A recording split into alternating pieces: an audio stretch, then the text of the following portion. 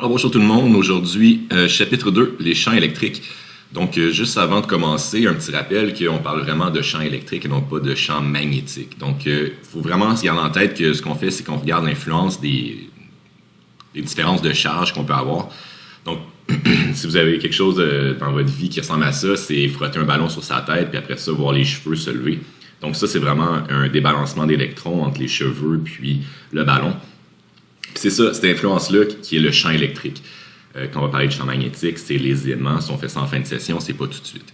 Donc, chapitre aujourd'hui vraiment sur qu'est-ce qui cause les champs électriques, comment les calculer, comment les prédire et tout et tout.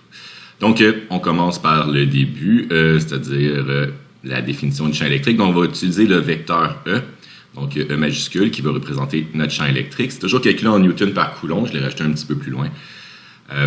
C'est un champ vectoriel, donc il y a toujours module et direction. Et pour trouver son orientation, donc par exemple, si on a une charge Q ici, puis on veut savoir c'est quoi le champ électrique autour de cette charge-là, ce qu'on va faire, c'est qu'on va s'imaginer qu'il existe une charge d'essai. La charge d'essai, elle n'est pas là, elle n'existe pas, mais on s'imagine qu'elle est là, puis on s'imagine la force qu'une charge positive ressentirait à cause de la charge Q qui est au centre ici. Donc, ma charge d'essai, si je la place ici, ben, il y a une charge positive, une charge positive. Donc, les deux se repoussent, ce qui me créerait une force qui est par là. Donc, le champ électrique va être dans ce sens-là. On prend toujours la charge d'essai comme étant positive. Elle n'existe pas, encore une fois, je le répète. Elle est vraiment là seulement pour nous aider à trouver l'orientation de notre champ électrique. Mais au bout de la ligne, elle n'existe pas. Elle est vraiment là pour nous imaginer la direction de ce champ-là. Donc, c'est encore une fois une quantité vectorielle qui va être facile à déterminer, dans le sens qu'un petit peu comme la loi de Coulomb, on a juste besoin de savoir si c'est attractif ou répulsif, puis après ça, on a directement la direction, on n'a pas besoin de se casser la tête avec trop de choses. Si on avait une charge qui était négative, comme ici, ben là, si on prend notre charge d'essai ici, ben on se rend compte qu'il y a attraction, donc cette charge d'essai-là ressent une force d'attraction, donc le champ créé par la charge Q ici est vers l'intérieur. Donc, ça va être un champ qui va être radial aussi, mais vers l'intérieur. Donc, il faut juste imaginer toujours la charge d'essai à l'endroit qu'on veut connaître le champ électrique. Et puis, à ce moment-là, ben, on peut avoir facilement la direction de ce champ-là. Donc, toujours positive, la charge d'essai. C'est vraiment la clé du succès qu'il faut toujours se rappeler, là, que cette charge est toujours positive. Jamais on va s'imaginer une charge d'essai négative. Il faut toujours se l'imaginer positive. Donc, comment on va calculer ce champ électrique-là? C'est tout simplement en prenant le rapport entre la loi de Coulomb qu'on aurait entre ces deux charges-là. Sauf qu'on va diviser ça par la charge d'essai Q0 ou Q d'essai. Là, j'ai mis les deux. Là. Moi, je suis habitué de travailler avec Q0, donc j'ai mis Q0. Dans votre manuel, ils mettent QESS comme essai, qui est la même chose. Donc, on prend la loi de Coulomb, puis on la divise par cette charge imaginaire-là. Donc, ça nous donne directement notre champ électrique. Ce champ électrique-là, comme je mentionnais tout à l'heure, est calculé en newton par coulomb. Cette force-là, ben, la force électrostatique sur la charge d'essai, encore une fois, c'est une force qui n'existe pas, comme cette charge-là n'existe pas. Mais quand même, on la met là pour nous aider à retrouver la direction de notre champ électrique. Donc, Q0, Q d'essai, qui est la charge d'essai, toujours positive. Donc, elle est là à notre guise. On la sort de nos poches quand on a besoin pour trouver la direction de notre champ électrique. Elle n'est pas là, elle ne fait pas partie de notre schéma, elle ne fait pas partie de notre système, elle n'existe même pas, elle est vraiment juste là pour trouver la direction de ce champ. Donc voilà pour la charge d'essai. Ce qui nous amène un petit peu à regarder ce que Faraday a fait. Donc Faraday, je vous rappelle qu'il a fait des règles assez intuitives d'électromagnétisme. Donc lui, a déterminé le concept de ligne de champ.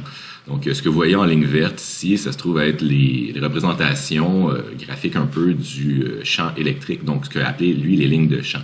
Donc ça représente des E, donc des E majuscules, le champ électrique. Qui sont ici sortants parce que c'est une charge positive. Donc, si tu imagines une charge d'essai positive à n'importe quel endroit ici, mais elle va toujours être repoussée, donc toujours un champ radial vers l'extérieur. Quand je dis radial, ça veut dire quoi? Ça veut dire que ça part du centre vers l'extérieur dans n'importe quelle direction, comme les rayons du soleil, donc radial, rayon, sortent de cet objet-là. On peut avoir radial vers l'intérieur aussi, donc comme ça ici. Donc, si on prend n'importe quelle charge d'essai à n'importe quel endroit ici, ça va l'attirer vers l'intérieur. Donc, tout ça, ça représente des lignes de champ électrique. Les lignes vertes qui sont là. On peut les représenter avec de la limaille de fer. Donc, si vous avez déjà fait des expériences au secondaire avec des aimants, en général, on les fait avec des aimants, pas avec des charges. Mais ça serait facile de le faire avec des charges. Donc, tout ce qu'on aurait à faire, c'est tout simplement de brancher les bandes positives et négatives d'une pile. Donc, on relie la bande positive ici pour avoir la bande positive comme ça et la bande négative ici. Puis, on pourrait voir l'allure des lignes de champ comme ça. Donc, vous voyez bien l'espèce de de coupe que ça fait dans l'alimaille. On le voit bien ici, qu'est-ce que ça donne au niveau des lignes de champ. Donc, c'est vraiment quelque chose qui part du positif, qui s'en va vers le négatif toujours. Donc, on est attiré vers le négatif et on est repoussé par le positif si on est une charge positive d'essai. Donc, on voit des profils un petit peu différents, dépendamment si on a deux charges positives ou une charge positive et une charge négative. Soit dit en passant, si on a une charge positive et une charge négative qui sont séparées par une distance et les deux sont de la même charge mais en signe opposé, on va appeler ça un dipôle. Donc, ça ici, c'est tout simplement deux charges positives. Donc, on voit que tout ça se repousse. Donc, peu importe où on se place, on devrait voir la somme vectorielle de ces deux champs-là qui s'additionnent et ça va nous donner à peu près ce profil-là. Pour calculer le champ d'une charge ponctuelle, donc c'est rien de si compliqué. Comme on disait avec la loi de Coulomb, la force électrostatique, on faisait la valeur absolue de Q fois Q0 divisé par R au carré. Mais comme R0 n'existe pas, on va diviser par cette valeur-là. Donc ça nous donne tout simplement que la valeur du champ électrique en module créé par une charge Q va être donnée par KQ sur R au carré. On voit que ça ressemble beaucoup à la loi de Coulomb. Il n'y a pas vraiment grand-chose de nouveau par rapport à ça. C'est juste une quantité nouvelle. Donc, c'est les champs qui sont créés par cette charge-là et l'autre champ va ressentir. L'autre charge peut ressentir cette charge-là qui va l'attirer, la repousser, mais ça, on verra ça un petit peu plus tard à la dernière section du chapitre. Donc, voilà pour ce qui est des valeurs de charge ponctuelle. Si on a plusieurs charges ponctuelles, bien, on fait la sommation de tous ces champs-là de façon vectorielle. Donc, si on a plusieurs charges, on fait la somme sur les i de 1 jusqu'à n. Donc, j'ai décortiqué un petit peu la sommation, ce que ça donnerait. Donc, si on a n charges, on se rend jusqu'à n. Voilà.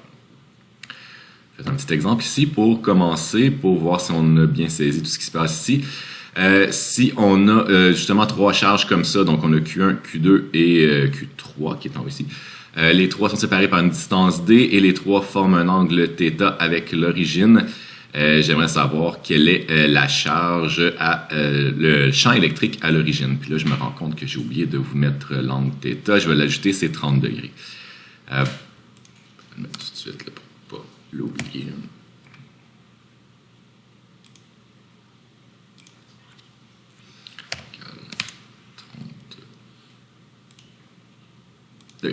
OK.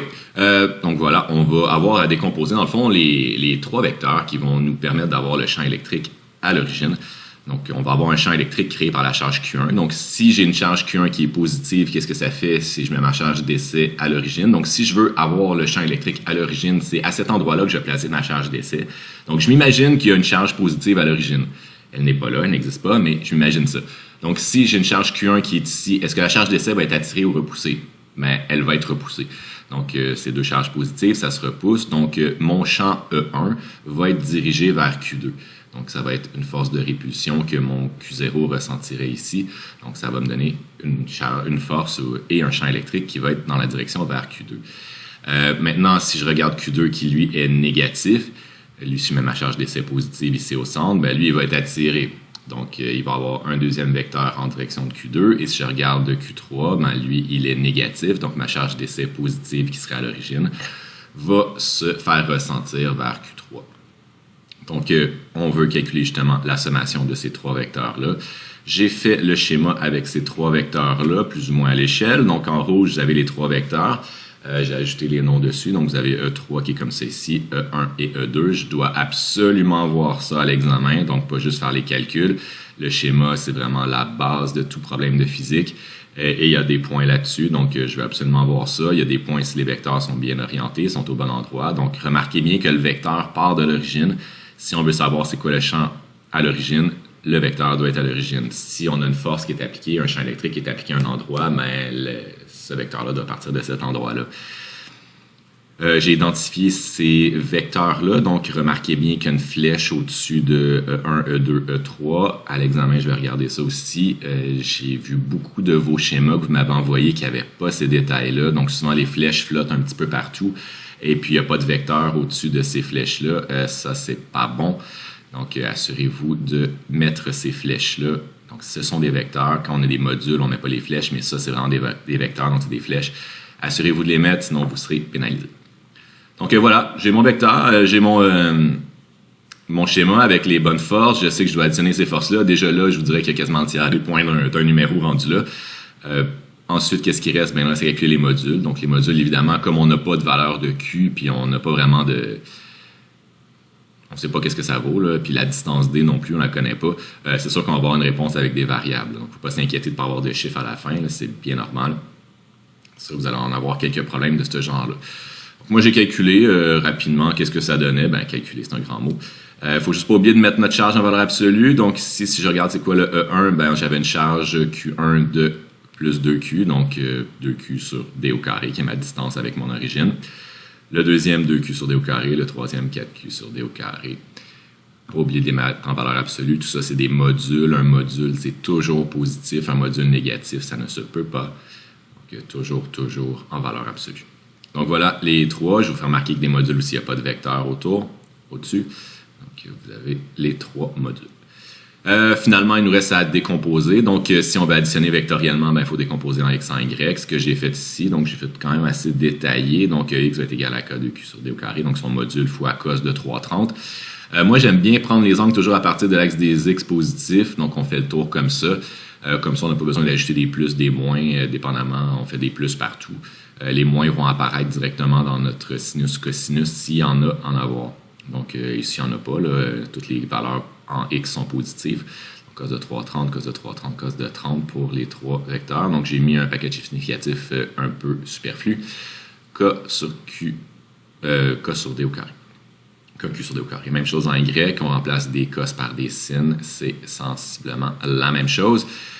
En x, par contre, vous avez des valeurs qui sont positives par en haut et négatives par en bas. Puis comme lui est le double de celui-là, qui sont les deux équivalents par en bas, ben ça finit par s'annuler. Donc, pas besoin de le prédire. On fait juste le calculer, puis vous allez voir que ça va vraiment vous donner 0 ici. Donc, finalement, mon champ résultant, c'est celui-là. Donc, j'ai mon champ résultat qui est en I. Donc, E égale à 6,93 Q sur D au carré fois I. Ou si vous voulez mettre le module, ben vous mettez E, pas de vecteur, 6,93 K, Q sur D au carré. Selon l'axe des x. Donc voilà, écoutez, pour les charges ponctuelles, c'est pas plus compliqué que ça. C'est vraiment le même principe, un petit peu que la loi de Coulomb. C'est même une petite affaire plus simple parce qu'on n'a pas une deuxième charge à multiplier, mais on s'entend que c'est exactement la même technique. Faut additionner, il faut décomposer, puis c'est tout. Là où le chapitre se complique, c'est que les charges sont pas toujours ponctuelles. Ponctuelle, ça veut dire quoi? C'est que toute la charge, on peut la représenter dans un point. Je sais que vous avez souvent l'impression de lire ça dans un problème puis dire que c'est une donnée qui est là pour vous écœurer, pour vous rajouter une complexité, mais en réalité, ponctuelle en physique, c'est la chose que tu veux voir tout le temps. C'est qu'on n'a pas besoin de tenir compte des dimensions de l'objet, c'est qu'on peut vraiment supposer que l'objet est un point qui n'a pas de grosseur, qui n'a pas de dimension, qui n'a pas de longueur, et ça, c'est idéal.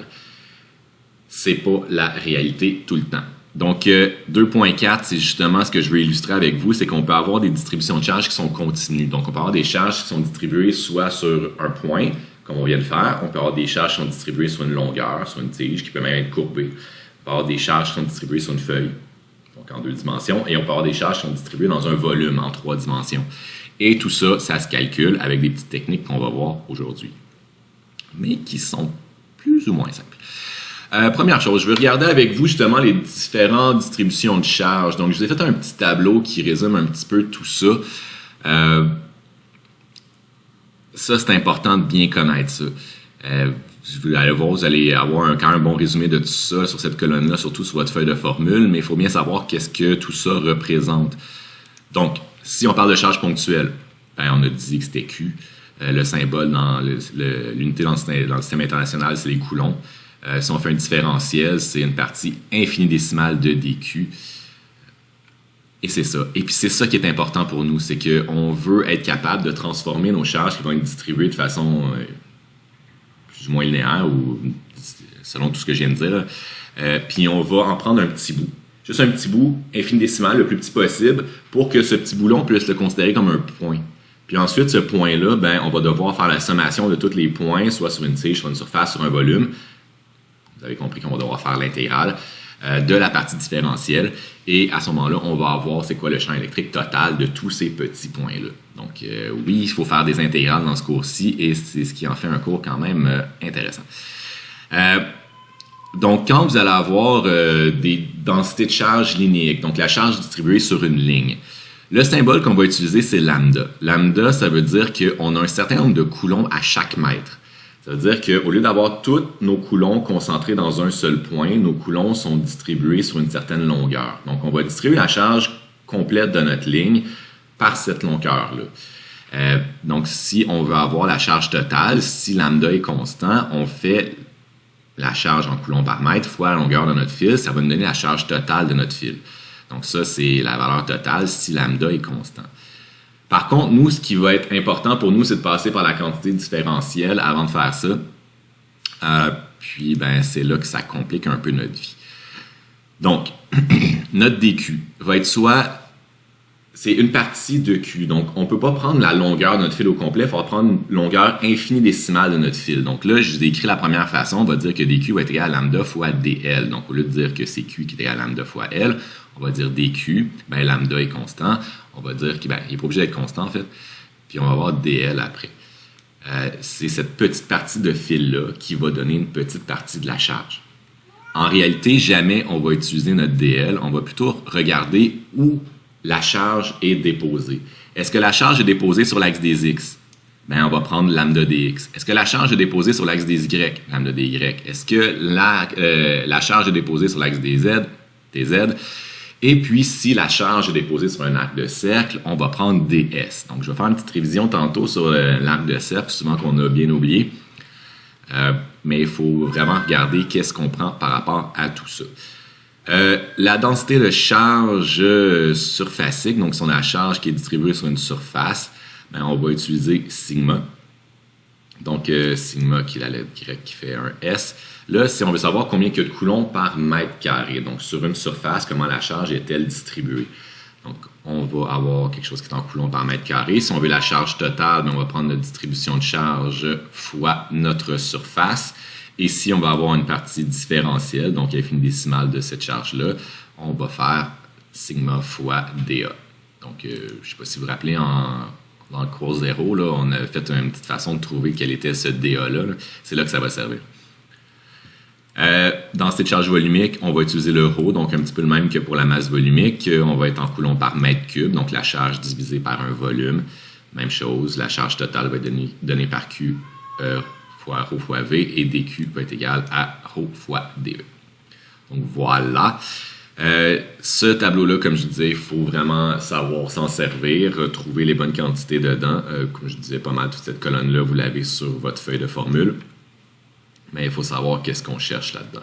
Donc, pour ce qui suit pour le cours, vous allez voir, je vais surtout y aller par exemple. Ça ne donne rien de parler de théorie puis tout ça. Avec tout ça, il faut vraiment y aller concrètement. Là. Puis concrètement, c'est un grand mot, là, vous allez voir. Là, on calcule quand même des choses assez invisibles et un peu abstraites, mais c'est la meilleure façon d'y aller, là, quand même que je vous jase ça pendant 1 heure avant de commencer. Ça ne va pas aider. Donc, 2.5, premier exemple. Champ électrique produit par une distribution de charge linéique. Je ne sais pas pourquoi j'ai pas acheté linéique. Là. Donc, on va commencer par le fil chargé. Donc, il faut s'imaginer que le fil qui est ici, placé sur l'axe des Y, contient la charge plus Q, donc qui est distribuée de façon uniforme. Donc là, ce que ça veut dire, distribution uniforme, ça veut dire que lambda est constant. C'est possible que lambda ne soit pas constant. Au bout de la ligne, ça ne change pas grand-chose. Vous allez voir que c'est juste qu'il va y avoir une variable qui va apparaître dans lambda, puis elle va juste apparaître dans le calcul éventuellement, mais ça ne change vraiment pas grand-chose. C'est juste que le lambda, on ne pourra pas sortir de l'intégrale, mais là, je vais peut-être un petit peu trop vite. Là, j'ai commencé par une situation bien symétrique, c'est-à-dire que le fil est vraiment à cheval sur l'axe des X. Donc, il y a la moitié du fil qui est en haut de l'axe des X et la moitié du fil qui est en bas de l'axe des X. Le fil a une longueur L et le point P, où je veux connaître le champ électrique, se trouve à une distance X de ce fil-là. Donc, le but, c'est, encore une fois, de déterminer c'est quoi le champ électrique au point P. Donc, voilà. La technique qu'on va utiliser. Donc, nous, on ne sait pas comment calculer des champs électriques sur une tige d'un coup. Donc, ce qu'on est capable de faire, nous, c'est calculer des charges ponctuelles. Donc, ce qu'on va faire, c'est qu'on va dire qu'au lieu de prendre toute la charge Q qui est sur tout notre fil, on va prendre une partie de ce fil-là qui contient une partie de la charge, puis on va prendre ce bout de fil-là comme étant le plus petit possible. Petit comment? Petit comme un point. Donc, on va prendre une partie infini-décimale de ce fil-là qu'on va considérer comme un point. Donc, on va pouvoir considérer comme une charge ponctuelle. Et ensuite, ce petit bout de fil-là, on va regarder tous les petits bouts de fil équivalents à celui-là. On va tous les additionner. Puis après ça, on va pouvoir savoir c'est quoi l'influence de notre fil au complet. Donc, on ne va pas faire le fil d'un coup. On prend un petit bout du fil, puis après ça, on extrapole pour le reste. Donc, Première chose à faire, c'est de se trouver un endroit où on va pouvoir représenter dq à quelque part sur notre fil. La chose à faire, c'est tout simplement de se prendre une petite section de notre fil à un endroit, je vous dirais, assez aléatoire. Ce qui est important de ne pas faire quand on fait un problème comme ça, c'est de dire, je vais le prendre en haut complètement ou je vais le prendre dans le milieu. C'est des situations qui sont comme trop parfaites. Ça va vous faire déduire des choses qui ne sont pas vraies. Il faut vraiment le prendre aléatoirement. Donc, prenez-le pas en haut complètement, prenez-le pas au centre, prenez-le pas dans le milieu exactement, prenez-le à un endroit quelconque. Tu te fais une petite ligne, tu te fais une petite bande, puis tu regardes c'est quoi le champ qui est créé par ce dq-là. Donc, ce qui m'amène au schéma que j'ai complété. Donc, c'est ce que j'ai fait. Donc, j'ai pris une petite barre ici qui contient la charge dq. Donc, la petite ligne en rouge que vous voyez, c'est ça le dq. Donc, c'est ça l'idée, c'est que là-dedans, ça contient une partie infinitésimale de la charge q qui est dans tout mon fil. Et cette charge-là, je peux la considérer comme un point. Comme je peux la considérer comme un point, je sais comment traiter ça. Donc, j'ai les formules que j'ai données tout à l'heure. Donc, c'est ce que je vais faire. Donc, je vais relier mon dq à mon point P, qui me donne une distance R. Donc, qui me donne le champ qui est en rouge ici, le champ DE. Ce champ DE-là, c'est le champ créé qui est par dq. Ce n'est pas le seul champ qui existe. Il va y avoir une infinité d'autres dq à travers ce fil-là qui vont me créer plein d'autres DE. Donc, c'est ça l'idée, c'est que je vais faire la sommation ensuite de mon L sur 2 jusqu'à L jusqu'à L sur 2 de toutes mes dq et ça devrait me donner l'ensemble de mes DE. Donc, si on fait juste un petit exercice comme ça, si je mets mon dq complètement en haut, mon DE il va descendre un petit peu par en bas, donc ils vont s'orienter un petit peu plus par en bas. Il faut vraiment s'imaginer la ligne R qui va être droite comme ça, donc mon DE serait un petit peu plus comme ça. Si je le mets au centre, mon DE va être parfaitement horizontal, puis si je me mets en bas, mon DE va plutôt être en haut. Donc, on voit que dans tous les cas, le DE va aller vers les x positifs qui va être quelque part en haut ou en bas de l'axe des x. Donc, il va y avoir des composantes positives et négatives en y. L'avantage de l'avoir fait symétrique comme ça, c'est qu'on devrait se rendre compte qu'il va y avoir autant de DEY qui vont être par en bas, donc quand je suis en haut avec mon dq, que de DEY qui seraient en haut quand je vais être en bas avec mon dq. À ce moment-là, on peut dire que les DEY, en fait, toute la somme des DEY devrait s'annuler. Et ça, c'est uniquement parce que j'ai un problème qui est parfaitement symétrique. Si je n'ai pas un problème qui est parfaitement symétrique, je ne peux pas dire ça. Au bout de la ligne, on ne se rend pas compte de ça, c'est pas la fin du monde. Tu vas devoir calculer ton DEY et ça va te donner 0 si tu le fais comme il faut. Mais ton DEX, là, tu vois que ça s'annule jamais. À chaque fois que tu vas déplacer ton dq là-dessus, ton DE il va bouger comme ça. Donc, tu as toujours des composantes vers l'axe des x. Mais tu en as autant en haut qu'en bas. Donc, c'est là que ta composante y va s'annuler. Donc, voilà. Il y a quelques quantités qui sont importantes pour nous dans ce schéma-là. Donc, le dq relié à son point P, c'est la distance R. C'est celle qu'il y a dans notre formule, donc de E KQ sur R, là, c'est celle-là. Toujours à partir de l'axe des x jusqu'à mon point, là, comme je suis sur l'axe des y, j'appelle ça y. Et ça, j'aimerais quand même inciter sur quelque chose que je vois beaucoup comme erreur là, ou complication inutile que vous faites à vous-même. Là. Quand tu mets une variable x, quand tu mets une variable y à part de l'origine, mets-la pas n'importe où sur l'axe des x. Tu vas t'induire toi-même en erreur. Là. Le x égale 0, il est ici. Mon x égale x, il est ici. Mon y égale 0, il est à l'origine. Donc, de ici jusqu'à là, c'est la distance y. C'est toujours à partir de l'origine qu'on met un x ou un y ou un z. Donc, faites attention à ça. Je vois beaucoup d'erreurs là-dessus. Puis après ça, on me demande pourquoi ça n'arrive pas, pourquoi c'est bizarre. C'est pour ça que c'est bizarre. C'est parce que tu ne mets pas ton x au bon endroit. Puis après ça, quand tu vas mettre tes bornes d'intégration, si tu veux pas, tu es obligé de tout transformer parce que tu n'as pas mis ton y à la bonne place. Ça peut te causer des problèmes. Donc, voilà, y à partir de l'origine jusqu'à mon dq, x jusqu'à mon point P. J'ai mis un angle θ qui sépare mon R de mon x, qui est le même angle qu'ici, opposé par le sommet. Donc, la ligne est bien droite ici. C'est pas mal ça. J'aimerais ça vous faire remarquer aussi que DE est un vecteur, mais DEX et DEY ne sont pas des vecteurs. Les composantes ne sont jamais des vecteurs. Mais le vecteur lui-même, créé par dq, lui, en est un. Donc, l'idée, c'est d'aller voir c'est quoi DEX, DEY, puis après ça, de faire l'intégrale sur ce qu'on a besoin. Donc, première chose que je vais faire, c'est que je vais évaluer mon DEX. Donc, DEX, c'est quoi?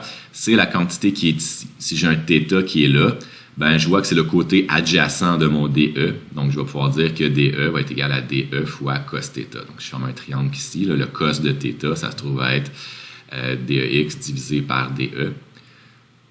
Donc, si j'isole DEX, ça me donne DE fois cos θ.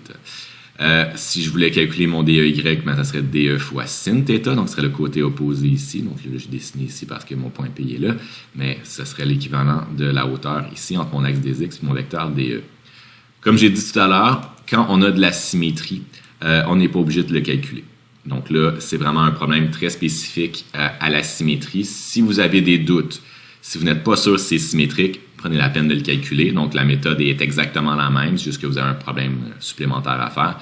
Mais si tu t'en rends compte qu'il y a symétrie, tu n'as pas besoin d'aller plus que ça. Tu me dis y est égal à 0. Pourquoi? Par symétrie. Mais tu dois t'assurer d'avoir raison, parce que si tu n'as pas raison, bien évidemment, tu n'auras pas de point.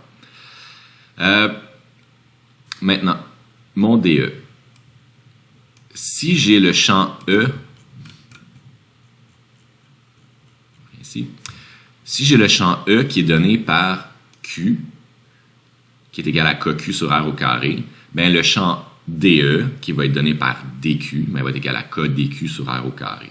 Donc, c'est une partie du champ qui est créé par DQ qui va me donner justement mon champ DE. Donc, si on part avec ça, donc l'idée de dire, c'est que le module de ce vecteur-là, en rouge, c'est DE, K, DQ sur R au carré, parce que c'est DQ qui crée ce champ-là. C'est pas Q au complet, c'est vraiment juste ce DQ-là en rouge qui crée ce champ-là. Donc, une fois que j'ai ça, après ça, ce que je dois faire, c'est trouver DEX. Mais DEX est égal à DE fois cos θ. Donc, j'ai pris mon DE puis je l'ai plugué là-dedans. Donc, je me trouve avoir ça directement.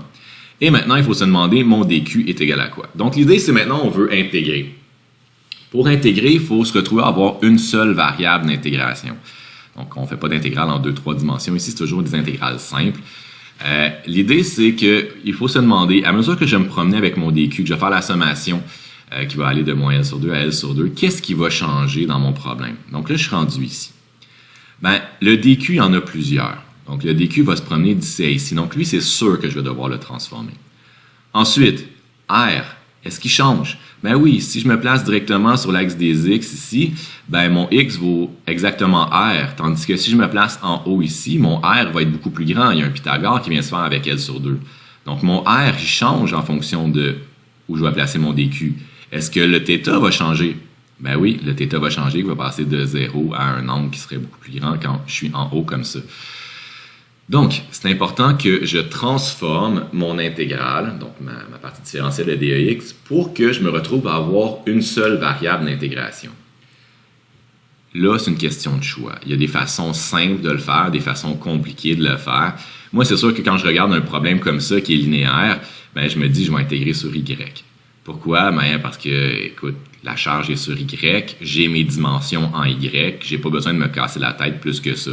Tu pourrais intégrer sur θ, trouver c'est quoi l'angle qu'il y a là, trouver c'est quoi l'angle qu'il y a là, puis faire balayer ton DQ en fonction de θ. Tu pourrais le faire. Tu pourrais calculer tes longueurs de R aussi, puis tout exprimer en fonction de R. C'est juste beaucoup plus compliqué. Moi, évidemment, je vais te proposer la solution la plus simple, puis tu vas voir que simple, c'est un mot quand même qu'il faut dire vite ici. Il faut tout transformer jusqu'à temps que la seule variable d'intégration se trouve avec mon Y. Donc, la première chose que je vais transformer, ça va être mon DQ. Si je veux transformer mon DQ, ben là, je retourne voir mon tableau. J'ai une distribution de charge linéique. Donc, j'ai une distribution de charge linéique. C'est lambda fois dx, lambda fois dy, lambda fois dz, lambda fois ds. C'est lequel j'utilise? Ben, où ma charge est distribuée. Donc, comme la charge est distribuée sur l'axe des y, dq ici vaut lambda fois dy. C'est tout. Ensuite, mon R, comme j'ai dit, il va varier. Je veux le transformer en fonction de choses qui sont soit y ou des constantes. Donc, j'ai fait Pythagore. Mon R ici au carré va être égal à y au carré plus x au carré. Ce qui arrive, c'est quand je vais faire mon DQ, je vais prendre mon DQ, le y va varier. Parfait, c'est ça ma variable d'intégration. Par contre, mon x, lui, ne va pas changer. La distance entre mon point P et l'axe des y ne change pas. C'est ça la distance x. Donc ça va toujours rester constant. X va devenir une constante dans mon problème. Y va devenir ma variable d'intégration, mais pendant mon intégrale, x va être une constante. Après ça, quand mon problème va être fini, je vais pouvoir mettre x n'importe quelle valeur. Donc ça va pouvoir avoir valeur 1 mètre, 2 mètres, 100 mètres. Ça, je vais pouvoir le faire. Mais pendant que je fais mon intégrale avec des valeurs théoriques comme ça, je vais dire symboliques, il n'y aura pas de changement au niveau du x. Donc, ça peut devenir une constante. Donc, c'est ça l'idée. Donc, même chose pour mon cos.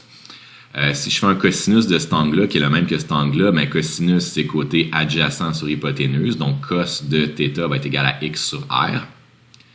Mais r, on ne veut pas ça. Ben, ça tombe bien, on va le transformer en r. Donc, on va dire que ça va être égal à x sur x au carré plus y au carré. On respire.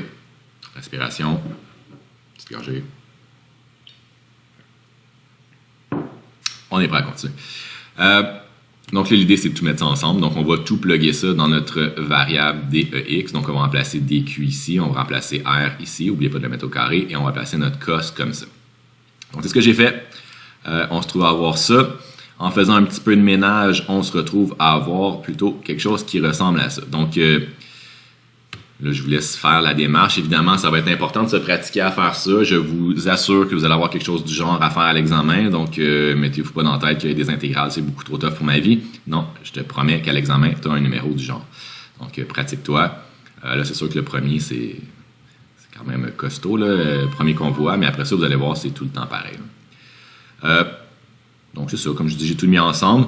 Faites un peu de ménage. Donc, ici, j'avais ma racine carrée au carré qui devient tout ça à la 1 avec une racine carrée. Donc, j'additionne mes exposants qui devient à la 3 demi. Mon K devant, mon lambda x dy. Rien d'autre à dire là-dessus. Comme je vous disais, ce que j'ai besoin de faire maintenant, c'est de trouver EX. Donc, EX qui va être l'intégrale de DEX. Donc, je dois faire l'intégrale de cette valeur-là. L'intégrale que je vais faire, donc, avant de regarder mon intégrale, l'idée, c'est vraiment de s'assurer que tout ça, ce sont qu'une variable d'intégration et le reste, c'est des constantes. Donc, est-ce que lambda est une constante? Ben oui, on a une distribution de charge uniforme. K, c'est une constante. X, pendant que je vais intégrer, on l'a dit tout à l'heure, la distance X ne va pas changer. Y est ma variable d'intégration, donc parfait, j'ai un dy. X constant, Y variable. Donc, j'ai une seule variable qui est mon Y, je suis prêt à intégrer. Donc, je vais évaluer mon intégrale. Donc, je vais faire l'intégrale. Comme j'intègre sur Y, je sais que mon Y va aller de moins L sur 2 jusqu'à L sur 2. Allez voir le schéma. Je sors tous mes constantes. Donc, comme je vous disais, X est une constante lorsque je fais mon intégrale. Donc, mes trois constantes, je les ai sorties, K, lambda et X. Donc, il me reste l'intégrale de ça à faire. Donc, dy sur X plus Y carré à la 3 demi. Là, vous allez me dire, ouais, mais à l'examen, j'ai pas le droit à ma grosse calculatrice. Comment c'est que je vais faire pour faire ça? La réponse se trouve à la page 558 de ton manuel. Donc, je t'invite à ouvrir ça. À la page 558 de ton manuel, tu as une série de tables d'intégration, dont la suivante. Excusez-moi, j'ai embarqué un petit peu par-dessus, je ne sais pas trop pourquoi.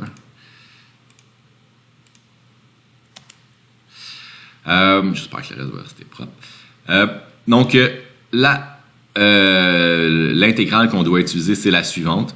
Donc, l'intégrale de dx sur x au carré plus a au carré à la 3 demi qui va être égale à tout ça. Donc, c'est ça qu'on doit appliquer. Donc, faites juste attention. Dans cette intégrale-là, c'est x, ma variable d'intégration, donc celle-là, et a est ma constante. Dans mon problème à moi, c'est y ma variable d'intégration. Donc, le x qui est là, c'est le y pour moi. Et puis, le a qui est là, c'est le x pour moi. Donc, faites juste attention de ne pas vous mêler. Parce qu'il y a des x dans les deux cas. On applique ça. Donc, vous avez vraiment le modèle à recopier tout simplement. Donc, j'ai mis mes constantes en avant. Mon x qui est moi un y. Mon a qui est moi le x. X qui est x. Qui est le y, là, peu importe. Là. J'ai inversé l'ordre, mais c'est une addition, c'est pas grave. À la 1 demi. Et les bornes à évaluer de moins L sur 2 à L sur 2. J'ai évalué les bornes. Donc, j'ai mis un plus ici parce que c'était moins L sur 2. Donc, c'était moins, j'ai mis plus. Les deux termes sont absolument identiques. Donc, j'ai pu les additionner directement. J'arrive à ma valeur de EX qui est exactement ça. Une chose qu'on fait toujours dans ce type de problème-là, c'est qu'on laisse... à part dans les plaques chargées, je vous dirais que d'un fois, on va faire autre chose, là. On ne laissera jamais la distribution de charge. Donc, jamais de lambda, sigma ou rho, là, ou très rarement. On va plutôt exprimer ça en fonction de Q. Donc là, Q, c'est quoi? C'est la charge totale qu'il y a dans mon fil. Si lambda est constant, Q est égal à lambda fois L, vous l'avez dans votre tableau. Donc, ce que j'ai à faire, c'est tout simplement remplacer mon lambda qui est ici fois mon L, tout ça par un Q. Et j'ai ma valeur de EX qui donne ça. Je n'ai pas de valeur en Y, donc mon champ électrique vectoriel va être donné par EKQ sur X racine carrée de X au carré plus L au carré sur 4. Voilà, en I. J'aimerais bien vous demander si c'est des questions, mais je ne vous entends pas. On fait souvent des cas limites. Des cas limites, ça nous permet souvent de vérifier si notre valeur et notre truc est crédible ou après ça d'extrapoler pour des valeurs plus générales. Le premier cas limite qu'on va faire, c'est regarder si on se place très très loin du fil. Donc si on est X beaucoup plus grand que L, c'est-à-dire que la dimension du fil est petite par rapport à la distance. Qu'est-ce qu'on fait si ça arrive? Si tu additionnes X plus L, puis X est beaucoup plus grand que L, surtout tu les mets au carré, L devient négligeable. Donc, ça revient juste à avoir à X ici au carré. Donc, si tu fais racine de X au carré, tu as X fois X, donc X au carré. Tu te retrouves à avoir exactement la même formule que pour une charge ponctuelle. Est-ce que ça fait du sens? Oui, si tu te places très loin d'un objet, tu le vois comme un point, donc l'influence de son champ électrique devrait être comme un point. Pensez aux étoiles qu'on regarde la nuit. Là. Les étoiles, c'est des gigantesques planètes, beaucoup plus grosses que la Terre qui est en dessous de vos pieds. C'est pas des planètes, c'est des étoiles, mais on les considère comme des points tellement elles sont loin. Donc, l'influence qu'elles ont sur nous, ça se trouve à être ponctuel.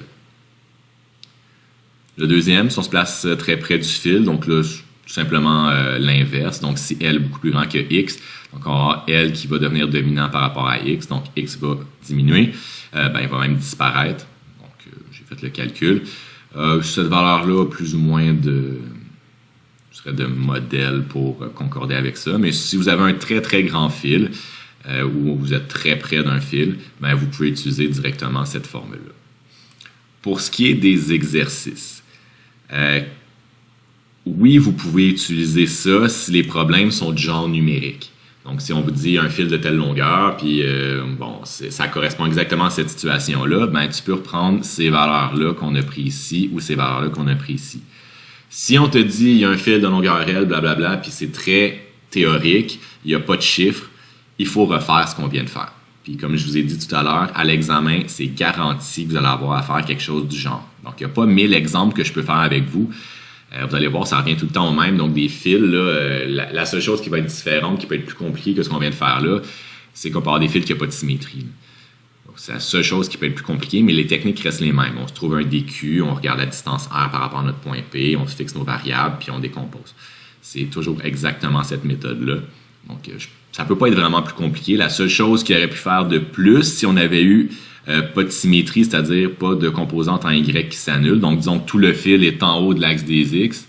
Ça se peut, ça. Donc, là, on n'a pas de symétrie. Donc, on aurait ça qui est vrai, mais la deuxième partie qui n'est pas vraie. Donc, on n'aurait pas ça égal à 0.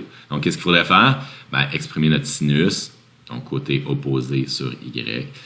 Côté opposé, donc Y sur R. Donc, on aurait une valeur pour notre composante Y qu'il faudrait calculer de la même façon. Donc, on a une deuxième intégrale à faire, mais au bout de la ligne, la seule ligne qui change, là, ce serait qu'on aurait un sin ici. Donc, au lieu d'avoir le cos ici, on aurait le sin. Donc, ce serait un Y aussi au lieu d'un X. Tout le reste est absolument identique. Donc, c'est sûr que l'intégrale serait un petit peu différente, mais c'est ça, on aurait un Y à la place d'un X. Donc, on aurait un Y là, puis pas de X là. Tout le reste est pareil. Donc, c'est ça. Vous aurez quelques exemples pour vous pratiquer dans vos exercices.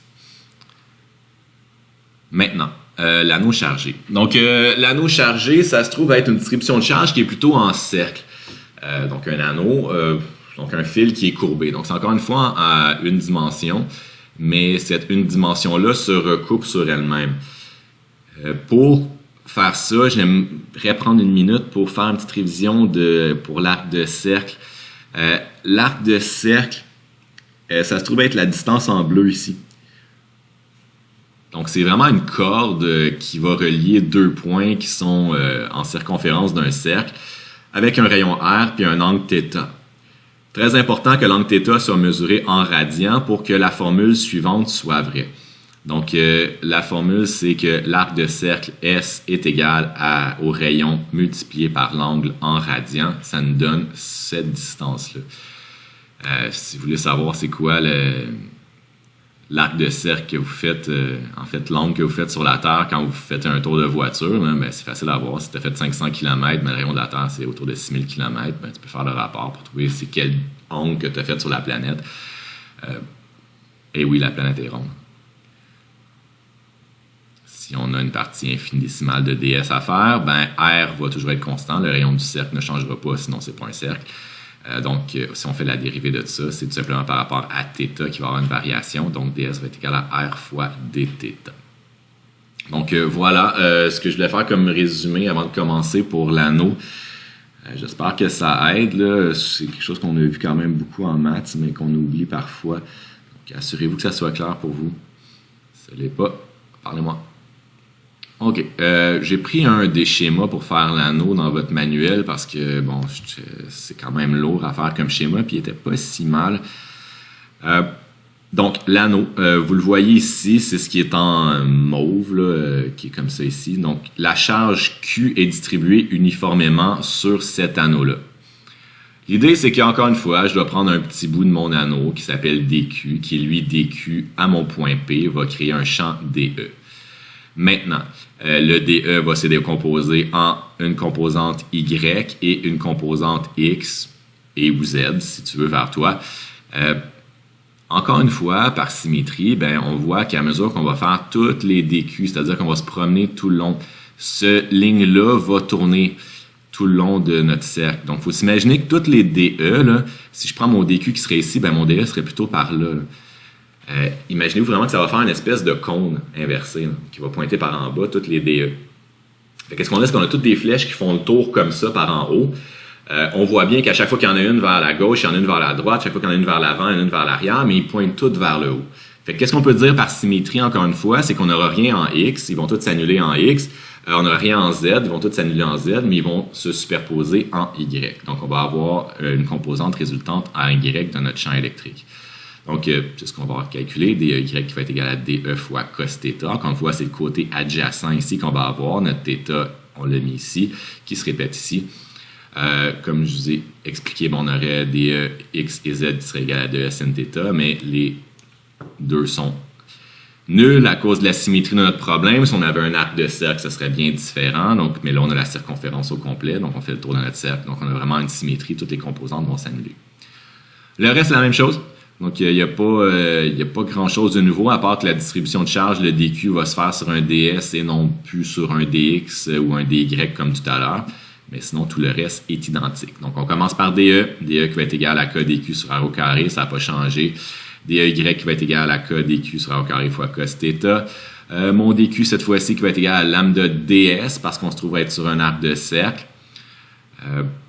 Ici, on peut décomposer encore une fois notre ds avec ce qu'on a dit tout à l'heure, mais ici, c'est pas nécessaire. Vous allez voir pourquoi.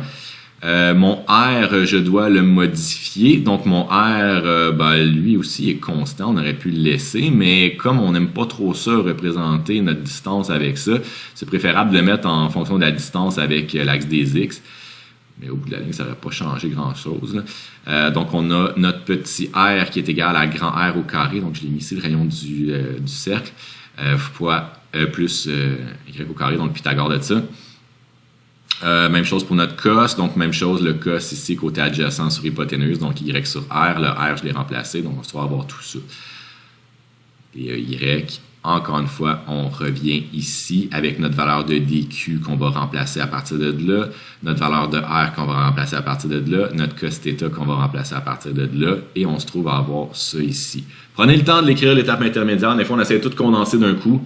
95% du temps, on fait des erreurs dans ce temps-là. Donc, prenez votre temps, là, écrivez. Là. Vous allez trouver que mes notes sont longues aujourd'hui. Là. Oui, ça a été long à faire. C'est pas pour rien que le cours il est un petit peu plus long. Là, habituellement, ce chapitre-là, je le fais sur 2 semaines. Là, il va avoir un petit peu en retard, mais sur une semaine. C'est quand même du stock. Là. Puis il faut écrire beaucoup, il faut prendre son temps. Les petites erreurs peuvent coûter cher là, au niveau de la réponse, mais c'est sûr qu'à l'examen, évidemment, je vais regarder toutes les démarches. Donc, il y a beaucoup de monde qui n'aura pas les bonnes réponses et qui vont avoir des bonnes notes quand même. Là. Il ne faut pas trop s'énerver avec ça, mais il faut vraiment mettre le plus de détails possible. Donc, évidemment, tout le schéma bien identifié, ça va être à vous de faire. Là, il ne sera pas déjà tout identifié comme ça. C'est-à-dire laquelle composante que tu veux calculer, lesquelles qui s'annulent, ton DE il vaut quoi, ton DEY il vaut quoi, mais qu'est-ce que tu remplaces, je veux tout voir ça, tout ça va valoir une coupe de points, là. Fait que, si tu fais une erreur là, c'est pas pire, là, tu n'auras pas la réponse, puis tu n'auras pas ce point-là, mais tu vas avoir tout le reste. Donc, assure-toi de mettre un maximum de détails, un maximum d'étapes. Moi, je vais aller voir ça si ta réponse n'est pas bonne, puis plus il va en avoir, plus ça va être facile pour moi de te donner des points. Puis, contrairement à ce que certains peuvent croire, mon but, c'est de t'en donner le plus possible. Donc, EY va être égal à l'intégrale de DEY. Je n'ai pas besoin de calculer en X ni en Z. Donc, cette fois-ci, comme j'intègre sur DS, la seule chose vraiment que j'ai, c'est ma circonférence. Ben, je peux intégrer directement sur ma circonférence. Votre manuel, il ne fait pas exactement comme ça. Lui, il prend la relation de DS qui va être égale à R fois défi selon votre dessin. Puis intègre sur phi, ça revient exactement au même. Le R va juste pas être dans les bornes d'intégration, il va être dans l'équation, mais il est constant, fait qu'on sort de l'équation. Ça revient exactement au même. Je vous suggère d'aller voir leur démarche, elle est quand même intéressante. Ça ressemble beaucoup évidemment, mais c'est pas exactement la même chose. Surtout au niveau de l'intégrale ici, vous allez voir le DS, eux autres, ils le décomposent. Donc, vous allez voir laquelle que vous préférez. Pour moi, il n'y a aucune différence, là. Donc, vous pouvez faire les deux, là. Donc voilà, on a notre truc ici, notre intégrale. Donc l'intégrale, c'est tout simplement DS. Tout le reste, c'est des constantes. Hein? Lambda, c'est une constante. Y, la distance avec l'anneau puis mon point P ne change pas à mesure que je vais me promener sur mon arc de cercle. Le rayon du cercle ne change pas. Y, on vient d'en parler. Donc tout ça, c'est des constantes que je peux toutes sortir de mon intégrale. Donc tout ce qui me reste, c'est une intégrale de DS. Fait qu'on s'entend que c'est pas vraiment une intégrale à faire. On sait que ça va donner 2πr moins 0. Donc j'ai directement 2πr. Encore une fois, on va remplacer avec notre valeur de Q. Notre valeur de Q qui est égale à lambda fois la longueur de notre tige, de notre fil. Notre fil, il y a une longueur qui correspond à sa circonférence, donc 2πr, la circonférence d'un cercle. Donc, je vais remplacer ça ici, donc lambda fois 2πr, je l'ai enlevé, et j'ai mis Q à la place. Donc ça me donne mon EY qui est égal à ça, ou mon E vecteur avec son J, comme ça. Donc voilà. Colimite. Encore une fois, si je me place très loin de l'anneau, je m'attends à avoir encore une fois une charge ponctuelle. Dès que je vais me mettre très loin d'un objet, je m'attends toujours à avoir une charge ponctuelle. On va faire la vérification. Donc ça veut dire que si Y est beaucoup plus grand que le rayon. Donc si Y gagne par rapport à lui n'existe plus. Donc je me retrouve à avoir Y à la 3,5, ce qui me donne Y à la 3. Mais j'ai un Y en haut, ce qui me donne Y à la 2. Donc c'est vraiment le format de la charge ponctuelle. Donc KQ sur une distance au carré, c'est toujours la charge ponctuelle. Et si je me mets au centre de l'anneau, ben, si on regarde le dessin, c'est quand même facile à visualiser. Si je me mets au centre de l'anneau, ben, ta charge d'essai positive, si ton DQ est positif, ben, ça va être répulsif. Puis si tu te mets l'autre côté en face, ben, ça va être répulsif aussi. Donc, ils vont toujours s'annuler, toujours à l'horizontale. Il n'y a plus de composante en Y parce que tu es vraiment directement sur l'axe des X. Ça devrait donner 0. Mais comme de fait, si tu multiplies ton Y par, si tu remplaces ton Y par 0, ben évidemment, tu multiplies par 0. Et oui, ça te donne 0 au centre de l'anneau. Autre petit exemple.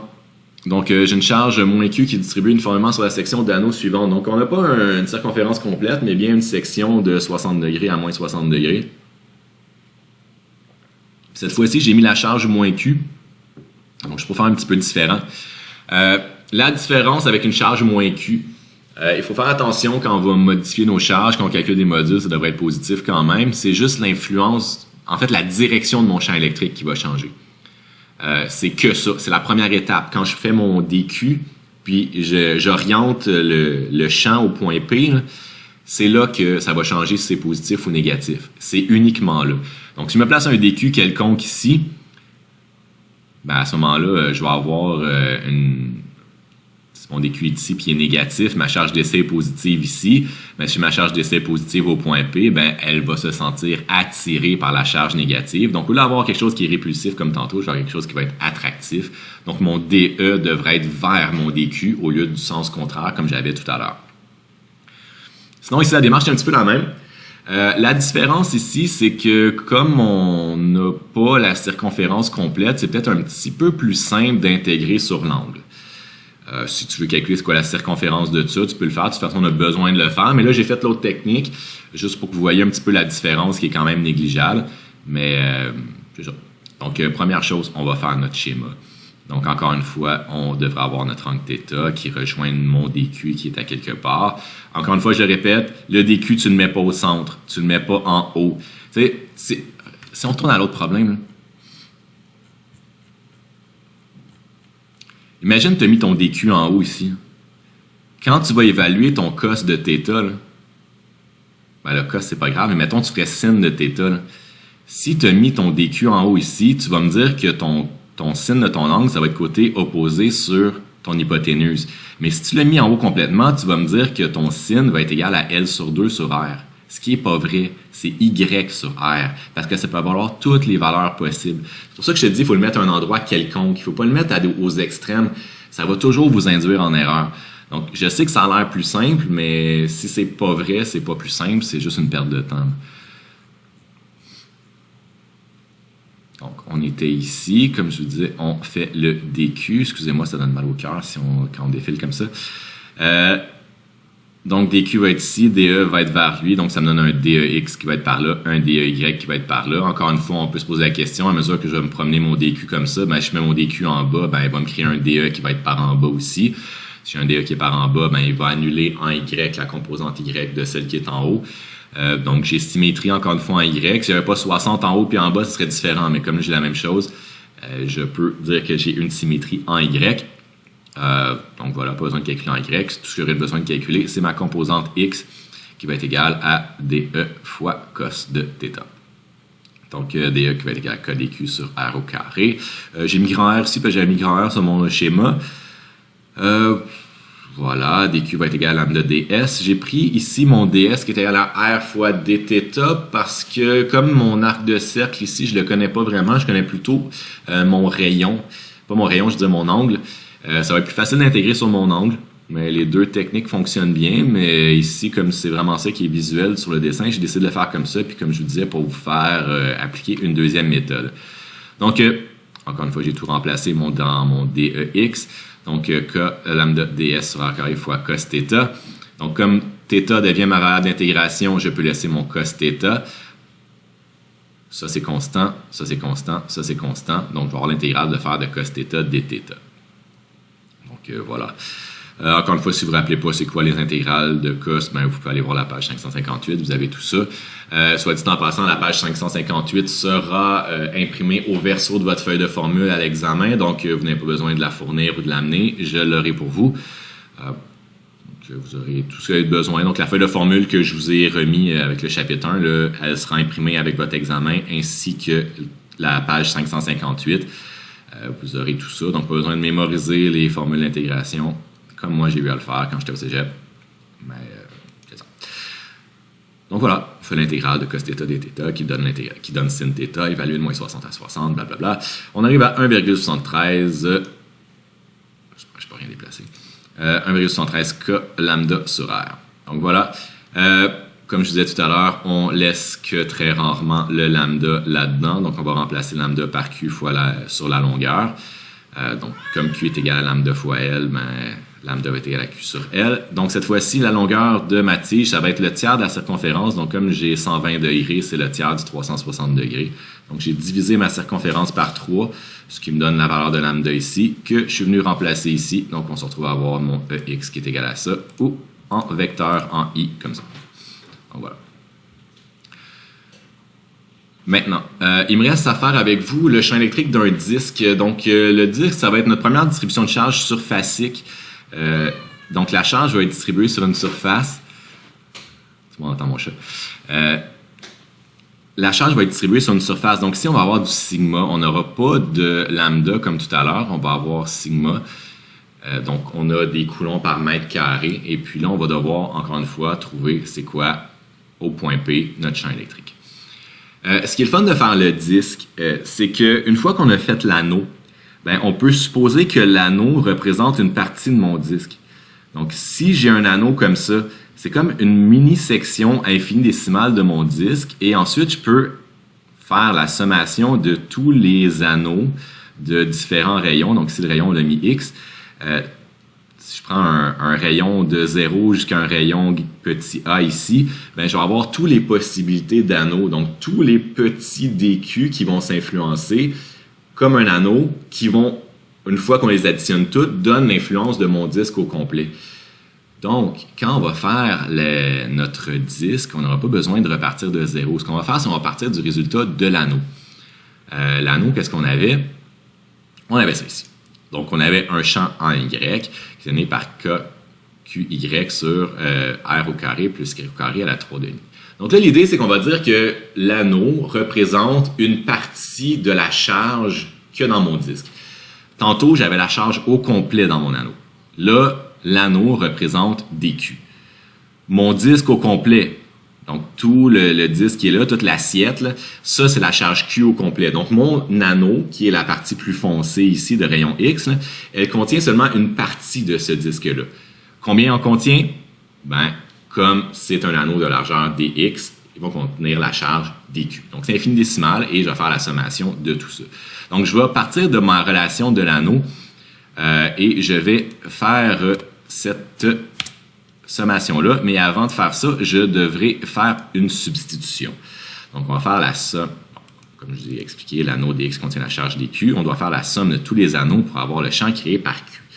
Donc, ce que je vais faire, c'est qu'au lieu de dire que mon anneau crée la charge EY, ben mon anneau va créer la charge DEY.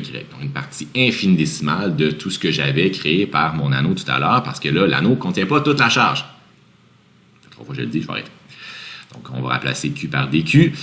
Mon rayon que j'avais tout à l'heure, c'était R. Ben là, sur le schéma qu'il y avait dans votre manuel, c'était X. Donc, on va prendre X.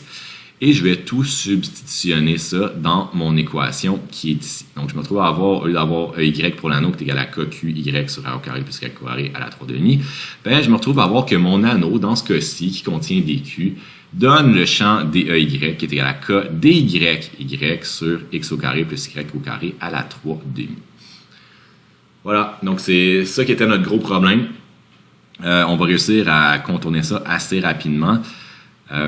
Donc on n'a pas de décomposition à faire. Ici, comme on a déjà un résultat qui est en Y, on a la même symétrie que tout à l'heure, donc on sait qu'on n'aura rien en X ni en Z.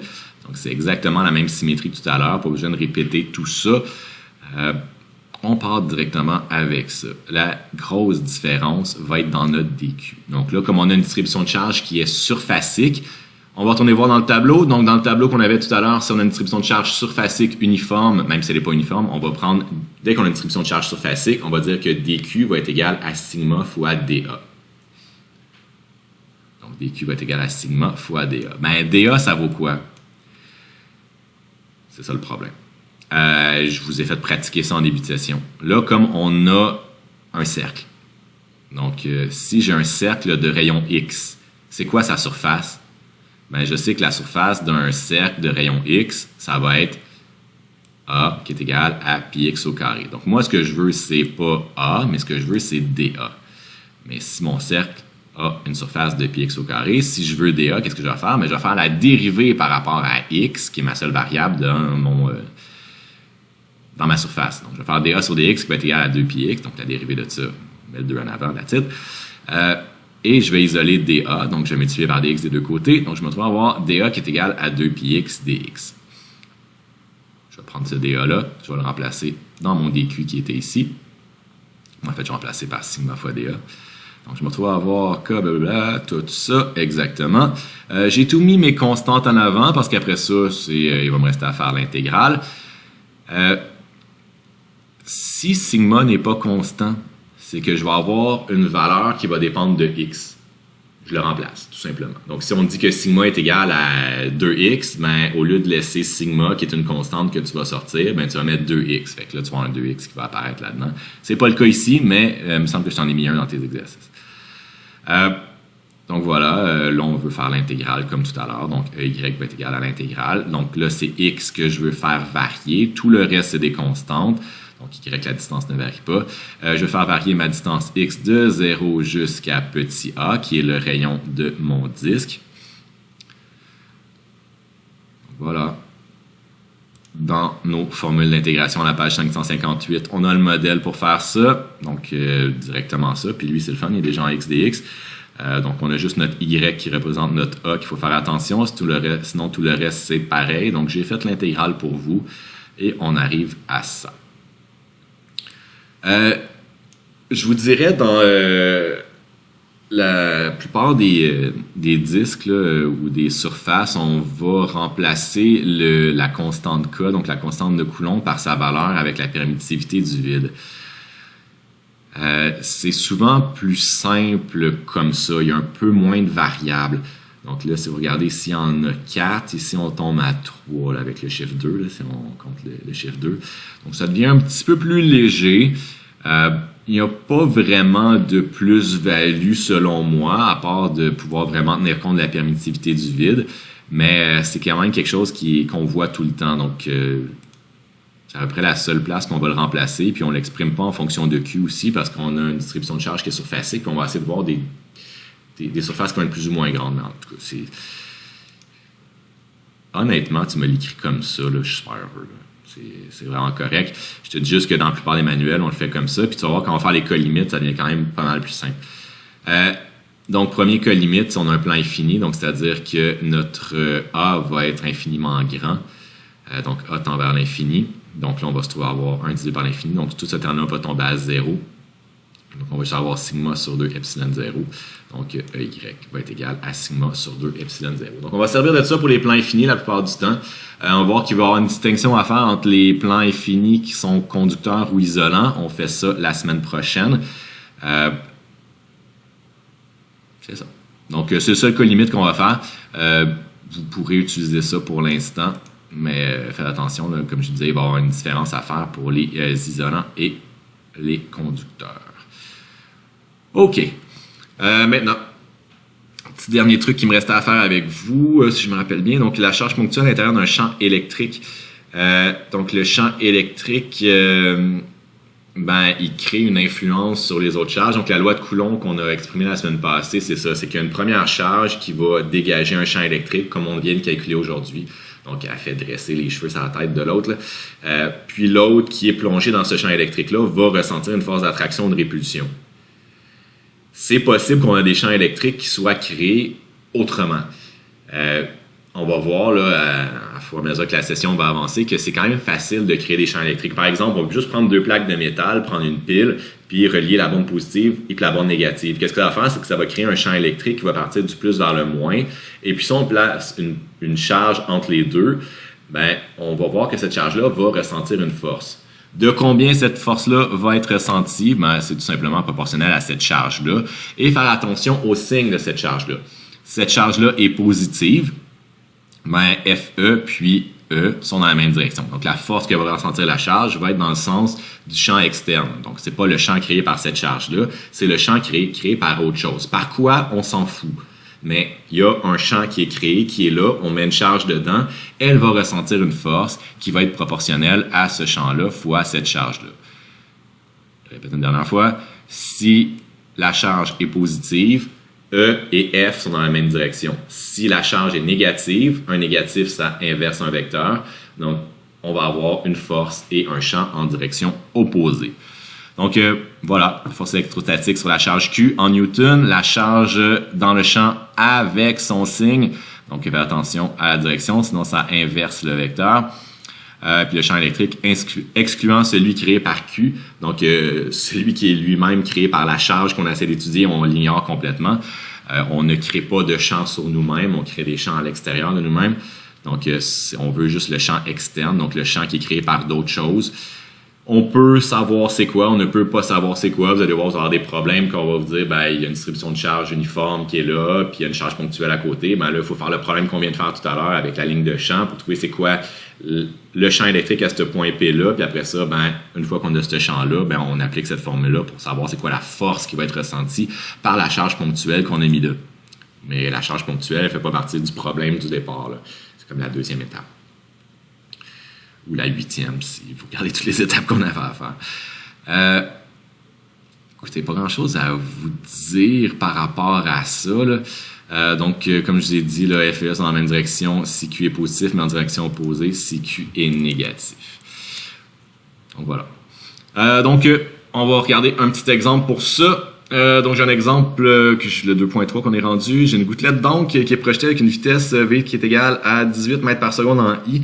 La masse de la gouttelette, M, 1,3 fois 10 à la moins 10 kg. Sa charge, moins 1,5 fois 10 à la moins 13 coulombs.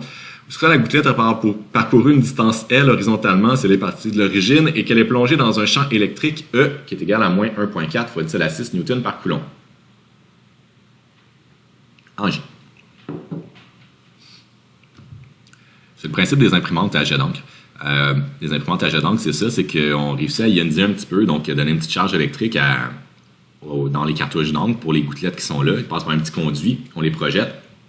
Puis après ça, pour la diriger vraiment parfaitement sur ta feuille, il y a un petit champ électrique qui crée entre deux plaques qui va l'orienter, qui va la déplacer un petit peu. C'est ce qu'on regarde à l'instant. Donc là, l'idée, c'est que là, je vais peut-être rajouter horizontalement, je l'écris. Donc, ma gouttelette, à part de l'origine, elle s'en va à une vitesse V. Donc, cette vitesse-là ici. Elle est plongée dans un champ électrique par en bas.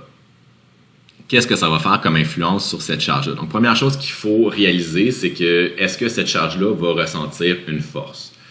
Ben, tu as une charge dans un champ électrique, donc oui, il va y avoir une force.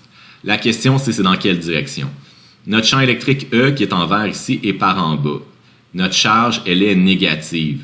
Donc, comme la charge est négative, est-ce que la force va être dans la même direction ou dans la direction opposée? C'est la question qu'il faut répondre. Ben, on l'a dit il y a 2 secondes. Comme la charge est négative, la force que va ressentir notre charge va être à l'opposé de notre champ électrique. Donc là, ici, on a une force qui va être ressentie vers le haut par notre charge.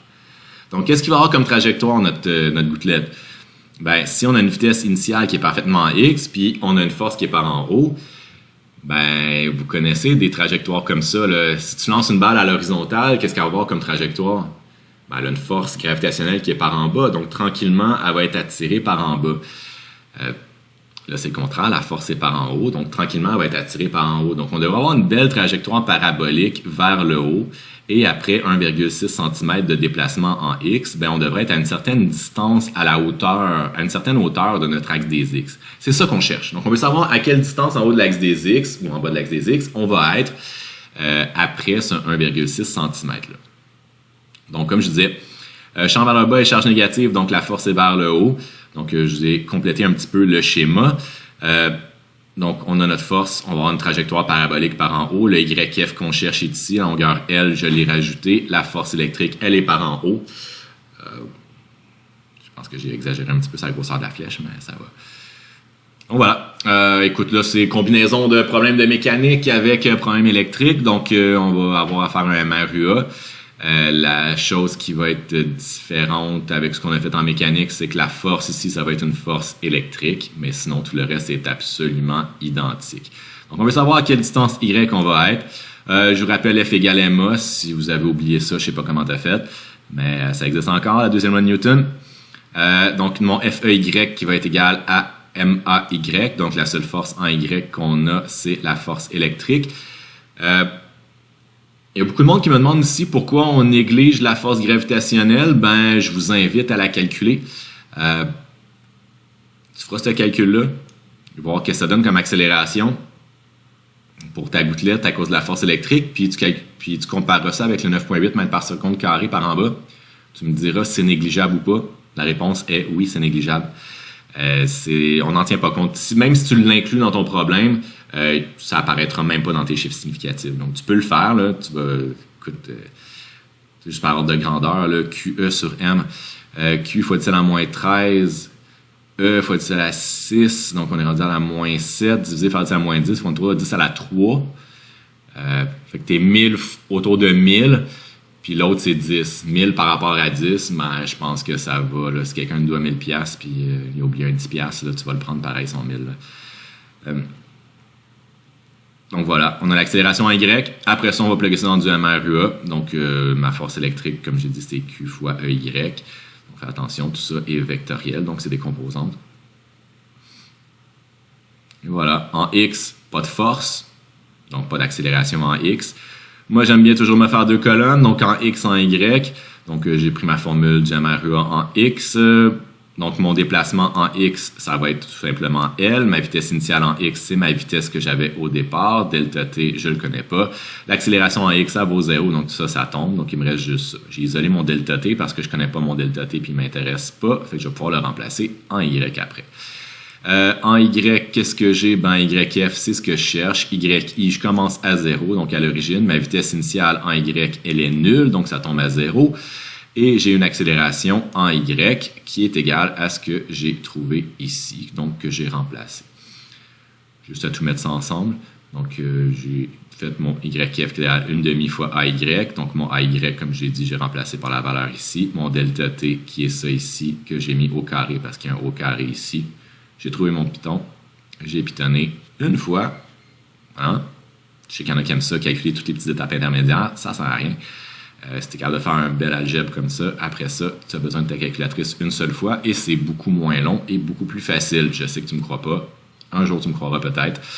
Tu vas être bien meilleur à ce jour-là. Je te souhaite que ça arrive rapidement. Pratique-toi pour voir en calcul symbolique. C'est vraiment la façon la plus concise et la plus rapide de faire tes exercices. Plus tu vas pitonner de chiffres, plus ça va être long, plus si tu as une erreur là-dedans, tu vas avoir de la difficulté à la retrouver, tandis que si tu vas en calcul symbolique, tu as un au carré que tu as oublié, c'est facile à voir.